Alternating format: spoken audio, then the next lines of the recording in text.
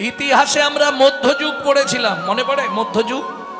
সেই মধ্যযুগের গীতি কবিরা বৈষ্ণব ধর্মের প্রেরণায় যে পদাবলী কাব্য রচনা করেছিলেন, সেই পদাবলী কাব্যের আধ্যাত্মিক ভাব আরাধনার সুরে গীত হইলে যে গান হয়, তারই নাম হলো কীর্তন। কীর্তন সাধারণত তিন প্রকারের: নাম কীর্তন, লীলা কীর্তন, সংকীর্তন।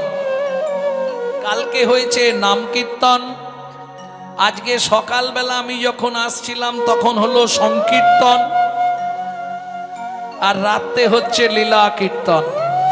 এবার লীলা কীর্তনের বিভিন্ন পর্ব আছে, ভক্তলীলা, গৌরলীলা, কৃষ্ণলীলা, রামলীলা, বহুলীলা আছে, বিভিন্ন পর্যায়ে।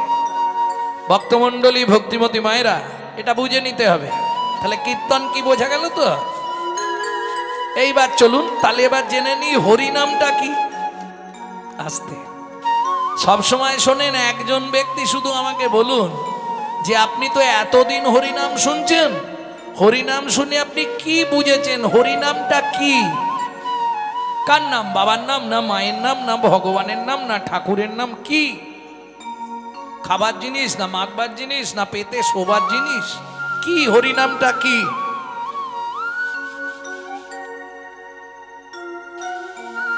এক কথায় সবাই বলবো হরিনাম মানে ভগবানের নাম। তাই বলবেন তো, না আলাদা কিছু? এই দেখো কিরম ঘাড় নাড়ছে। ও মায়েরা, ঘাড় নাড়াটা বন্ধ হয়ে যাবে এক্ষুনি। হরিনাম মানে ভগবানের নাম নয়, ভালো করে বুঝে নিন। হরি বাদ দিন, আগে নাম কাকে বলে? লোম ধাতুর প্রত্যয় হলো নাম। লোম ধাতু, ধাতুরূপ থেকে বলছি, লোম ধাতুর প্রত্যয় হলো নাম। যাকে ডাকতে ডাকতে কৃপা করে তিনি নেমে আসেন বলে বলা হয় নাম। বোঝা গেল? এ নাম মানে নাউন নয়, পার্টস অফ স্পিচ নয়। Noun, pronoun, verb, adverb, adjective, preposition, interjection, conjunction, ওই নাম নয়, নাউন নয়। তাহলে ধরুন একতলার ছাদে একটা বাচ্চা উঠে পড়েছে, ছাদের ধার বা সাইডটা ঘেরা নেই, নিচে দাঁড়িয়ে তার মা আওয়াজ দেয়, কি বলে? খোকা। কি? আগে নাম। যাচ্ছি মা, না আগে নাম। করবি যদি হরি নাম, শুনবি যদি হরি নাম, বুঝবি যদি হরি নাম, ভাববি যদি হরি নাম, জানবি যদি হরি নাম, পরে হরি আগে নাম, হরি হরি আগে নাম, পরে হরি আগে নাম, হরি হরি আগে নাম, আগে নাম, আগে নাম। বুঝে নিয়েছেন? হরিনাম শুনলে শুধু হবে না, নাম দে হবে আগে। কোথায় নামবো? অহংকারের মঞ্চ থেকে, আভিজাত্যের সিংহাসন থেকে, অভিমানের আসন থেকে আগে নিচে নাম। কোটি কোটি টাকা আপনার থাকতে পারে, ইচ্ছা করলেই আপনি হরিনাম শুনতেও পারবেন না, আর হরিনাম বাড়িতে করাতেও পারবেন না। Man proposes but god disposes. মানুষ ভাবে এক, ভগবান করান আর এক। কেন? শাস্ত্র বলছে পূর্ব পূর্ব জন্মের যদি এক লব সুকৃতি রয়, তবে তার ভাগ্যে একদিন হরি নাম হয়। এই অল্প ভাগ্যের কথা নয়। এই যে আসনটায় আপনারা বসে আছেন, বহু জন্মানাং সুকৃতি প্রারব্ধম, বহু জন্মের সুকৃতি ছিল বলে এই হরিবাসরের আসনে এসে আপনি বসতে পারলেন। কেন? এই আসনটা যাত্রার আসন নয়, এটা হলো পরীক্ষিত মহারাজের আসন। অতএব যখন এই আসন ছেড়ে উঠে যাবেন, একটা প্রণাম করে যাবেন। যখন আসনটায় এসে বসবেন, একটা প্রণাম করে বসবেন। তবে পরের জন্মে স্বীকৃতি পাবেন হরিনাম শোনার। ভক্তমণ্ডলী, ভক্তিমতী মায়েরা, তাহলে নামটা বুঝে নিলেন। এবার হরিটায় আসবো। হরি কাকে বলে? হরণার্থক স্থি ধাতুর মূল বীজ ধরি, হরণ যাহার কার্য নাম তার হরি। আস্তে, হরণার্থক স্থি ধাতু, যেমন লোম ধাতুর প্রত্যয় হলো নাম, স্থি ধাতুর প্রত্যয় কি? হরণার্থক স্থি ধাতু। স্থি ধাতুর প্রত্যয় কি? মন। ও মায়েরা, পায়ের নখ থেকে মাথার চুল পর্যন্ত যা অসুখ বিসুখ যাই হোক, ওষুধ দোকানে গিয়ে ট্যাবলেট চাইলেই পাবেন। খালি একটা জায়গায় যদি যন্ত্রণা একবার শুরু হয়ে যায়, পৃথিবীর কোথাও ওষুধ মিলবে না। কে পাওয়া যাবে? কোথায় গো? যদি হয় মনের যন্ত্রণা, ত্রিভুবনে ঘুরলে রে ভাই ওষুধ মেলে না। যদি হয় মনের যন্ত্রণা, ত্রিভুবনে খুঁজলে রে ভাই ওষুধ মেলে না। যদি হয় মনের যন্ত্রণা, ত্রিভুবনে খুঁজলে রে ভাই ওষুধ মেলে না। যদি হয় মনের যন্ত্রণা, ত্রিভুবনে খুঁজলে রে ভাই ওষুধ মেলে না। 5 মিনিট আপনি আড়ালে চলে যান, গুনগুন গুনগুন করে হরিনাম করুন। 5 মিনিট ঘরের একটা ঘরের মধ্যে ঢুকে দরজা বন্ধ করে দিন, গুনগুন করে 5 মিনিট হরিনাম করুন। 100% গ্যারেন্টি দিয়ে বলছি আপনার মনের যন্ত্রণাটা বন্ধ হবে। জোরে করলে উপকার বেশি, আস্তে জোরে করলে লাভ বেশি হয় ব্যবসায়, কিন্তু তাতে আবার ঝামেলা আছে। জোরে করলে কি লাভ হবে? বাড়িতে আরশোলা আছে, গিরগিটি, টিকটিকি, মশা, মাছি, মাকড়সা, এরা শুনবে, এরা উদ্ধার হবে, এদের বিন্দু বিন্দু পুণ্য তোমার অ্যাকাউন্টে জমা হবে, এটা লাভ আছে। কিন্তু তুমি যদি জোরে জোরে নাম করো, পাশের বাড়ি থেকে ভূপেনের বাপ চিৎকার শুরু করবে, গণেশ তোর মাকে রাঁচি নিয়ে যা, পাগলা হয়ে গেছে। হ্যাঁ, আরে হিন্দুদের চরম শত্রু তো হিন্দুরা, এটা জানেন না? এই যে হরিবাসর হচ্ছে, আমি যদিও এখানকার পরিস্থিতি জানিনি, কিন্তু সমালোচনা হবে। খেয়ে দে কাজ পায়নি, বুড়ো বয়সে ওই সব করছে, এমনি করছে। কোথায় হবে? হয় মাঠে, নালে হেবলো চায়ের দোকানে। হ্যাঁ, আরে এমনি করছে, সব অনেক ব্যাপার। তুমি শালা এসে করো না, তা করবো নি, কিন্তু খাঁচি দিতে ছাড়বো। হ্যাঁ, বাস্তব কথা বলছি। দেখবেন আজকে যার জন্য আমাদের হিন্দু ধর্মের এই অবক্ষয়, অন্যান্য ধর্মে দেখুন আপনারা, অন্যান্য ধর্মে এটা পাবেন না, শুধু আমাদের হিন্দু ধর্মের এই অবক্ষয়। কেন? প্রতিবাদ নেই। প্রতিবাদ করতে শিখুন, এখনো সময় আছে, নালে হিন্দু ধর্মকে বাঁচাতে পারবেন না। 20,000 30,000 টাকা দিয়ে মোবাইল কিনছে, আর মোবাইলটা রিসিভ করার সময় পরের বইয়ের নাম করছে। লজ্জা করে না এদের? হ্যাঁ, হাসির কি আছে? ফোন ধরলে কি বলো? হ্যালো। লজ্জা থাকা দরকার, আবার দাঁত বার করে। কেন ফোনটা ধরে বলা যায়নি হরে কৃষ্ণ, জয় নিতাই, গৌর হরিবোল, জয় রাধে? আজকে চলে যান মায়াপুর ইস্কনে, তারা বিদেশ থেকে এসে আমাদের ধর্ম নিয়ে নাড়াচাড়া মেরে খাচ্ছে, এখনো ভালো করে হরে কৃষ্ণ পরিষ্কার বলতে পারেনি, হরে কৃষ্ণা করছে। আর আমরা কলির এমন হতভাগ্য সন্তান, নিজের বাপকে ছেড়ে দিয়ে শ্বশুরকে বাপ বলা প্র্যাকটিস করছি। এই আমাদের চরিত্র। এখনো সময় আছে, এখনো সময় আছে, নিজেদেরকে শুধরে নিন। হিন্দু ধর্মকে বাঁচাতে হবে, এটা মাথায় রাখলেই হবে। কলিযুগে একমাত্র পন্থা হলো হরিনাম সংকীর্তন। বোঝা গেল? এই নাম শুনলে কি হয়? ধরুন এই যে রাত্রিবেলা আপনারা বাড়ি সারা রাত থাকবেন, তো এরপরে তো আবার হবে। এই ভোরবেলা যখন ঘুম চোখে বাড়ি যাবে, হ্যাঁ, সংসারে অশান্তি হবে। যে হরিনাম শুনলে শান্তি হয়, ভোরবেলা বাড়ি গেলে অশান্তি বাঁধবে। কেন?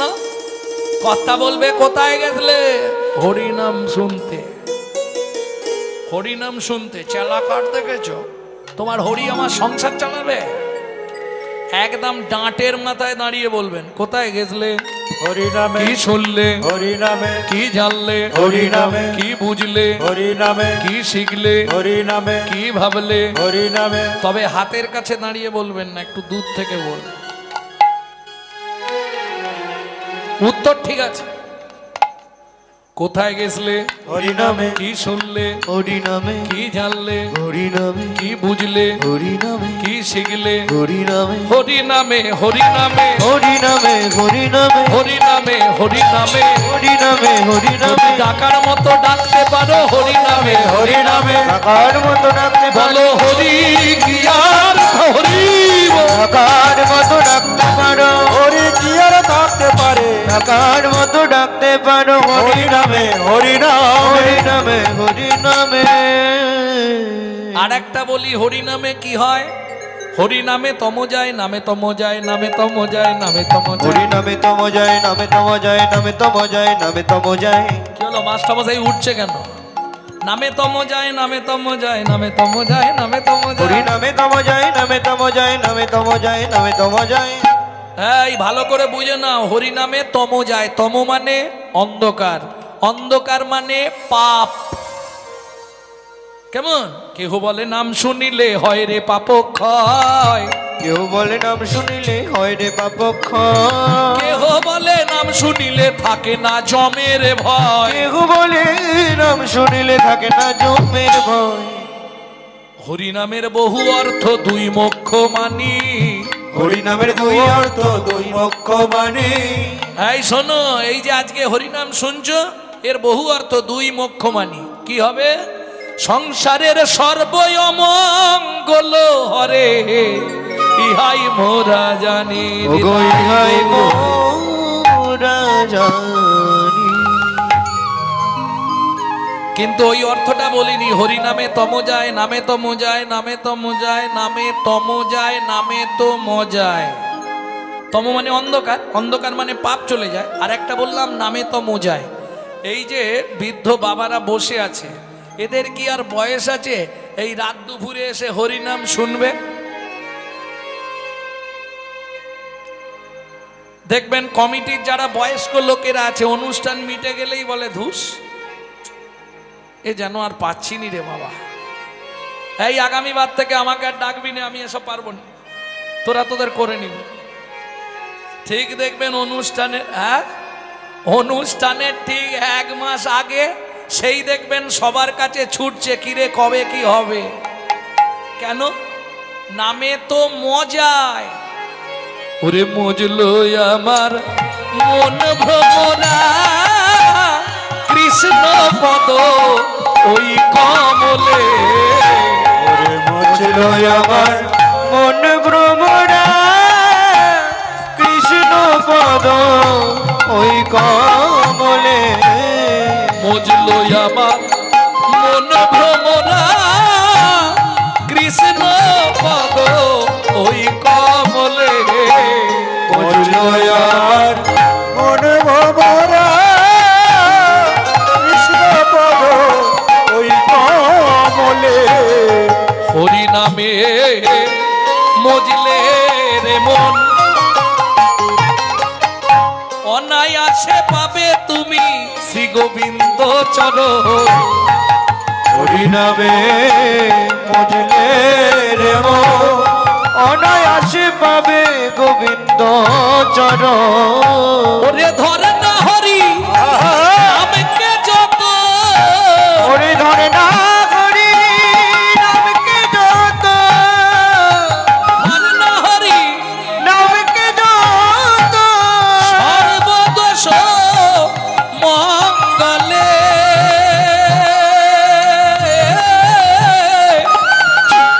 বুঝলো আমার মন ভরা, কৃষ্ণ পদ ওই কমলে। বুঝলো হরি গৌর হরি হরি কৃষ্ণ পদ ওই কমলে। যথায়দ বিষ্ণু ত্রেতায়াং যজতো মকৈদা পরে পরিচর্যায়াং কলৌ তদ হরি সংকীর্তন। কলৌ তদ হরি সংকীর্তন। ওমা, তাহলে কলিযুগে হরিনাম ছাড়া গতি নাই। কালৌ নাস্তেব্য নাস্তেব্য নাস্তেব্য গতিরন্যথা আছে না চৈতন্য চরিতামৃতে প্রথমের দিকেই পাবেন।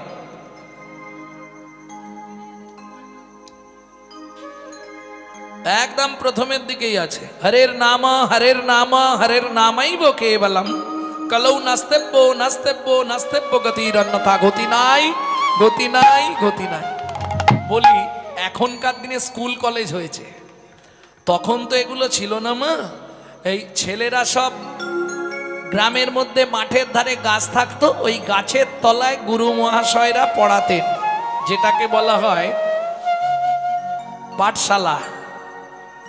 ওই গাছের তলায় ছেলেটা মায়ের কাছে বিদায় নিয়ে যাচ্ছে, মা কি আমি পাঠশালায় যাচ্ছি, মাকে প্রণাম করেছে, পাঠশালায় গেছে বই নিয়ে।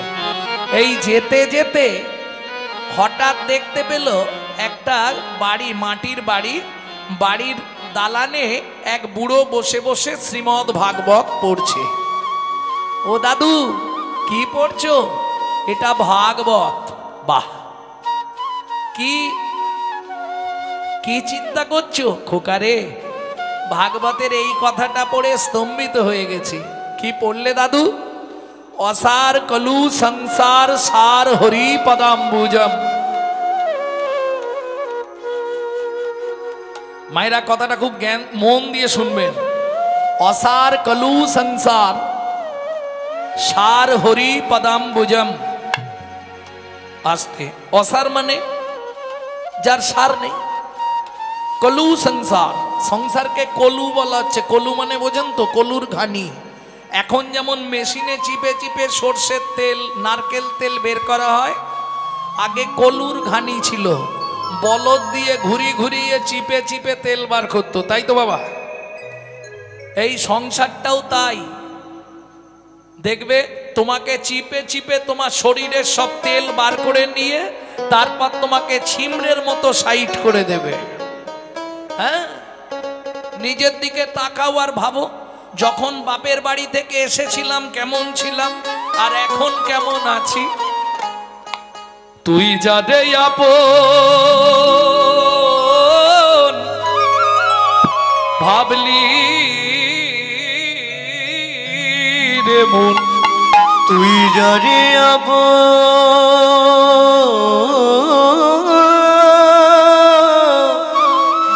ভাবলি রে মন, সে তো আপন নয়। এই মনে রেখো, পৃথিবীটা কিন্তু প্রান্তশালা। কিরকম প্রান্তশালা? এখন বর্তমান সরকার প্রত্যেক স্টপেজে একটা করে ঘর করে দিচ্ছে না বসার জন্য। আপনি বসে থাকুন, সময় মতো বাস এসে হরেন দিলেই ছুটে গিয়ে উঠে পড়বেন। এই পৃথিবীটাও প্রান্তশালা, সংসার। আহা, যারে আপন ভাবলি রে মন, তুই যারে আপন ভাবলি রে মন, সে তো আপন নয়। এই পৃথিবী প্রান্তশালা, মায়ার অভিনয়। এই পৃথিবীর পান্থশালা মায়ার অভিনয়। এই পৃথিবী পান্থশালা মায়ার অভিনয়। আস্তে। ও মায়েরা, আগেকার দিনে পুতুল নাচ হতো, দেখেছেন কি কেউ? পুতুল নাচ দেখেছেন? বাহ, তাহলে সহজে আমার গানটা বুঝে যাবেন। ওই ওপরে একজন বসে বসে না পুতুলগুলোকে এইভাবে আঙুল দিয়ে দিয়ে নাচাতো, আর পুতুলগুলো নাচতেও দারুণ, দেখতে ভালো লাগতো।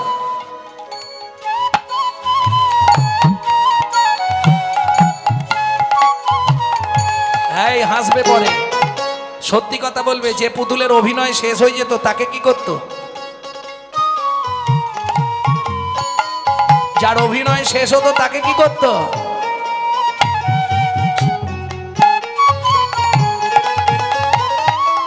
সোলার পুতুল নাচে দেখো সুতারি টানে,